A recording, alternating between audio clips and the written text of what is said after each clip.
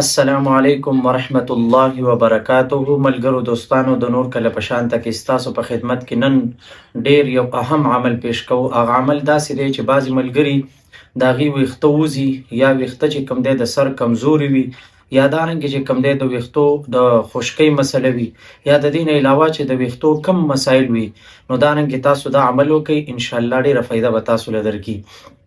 تاسو چې کوم تیل استعمالوئ په هغه تیلو به 7 ورځې لګاتار یا 15 ورځې لګاتار د ماښام مونځ پسې به یا شهیدو یا شهیدو 313 مرتبه ووایئ او دغه په هغه تیلو به دم کوئ، بیا به هغه تیل په سر باندې لګوئ او دغه کومه ګومنځ چې تاسو استعمالوئ هغه ګومنځ به تاسو ځان له یوه کوئ، یو ګومنځ به ځان له استعمالوئ، په هغې باندې به 313 مرتبه یا شهیدو یا شهیدو وایئ، په هغې به شف کوئ، بیا په هغه ګومنځ باندې تاسو سر یا کوم ملګري ګیره وي نو هغه دې پې ږمنځئ، انشاءالله الله رب العزت په تاسو له د ویښتو تمام مسایل حل کړي.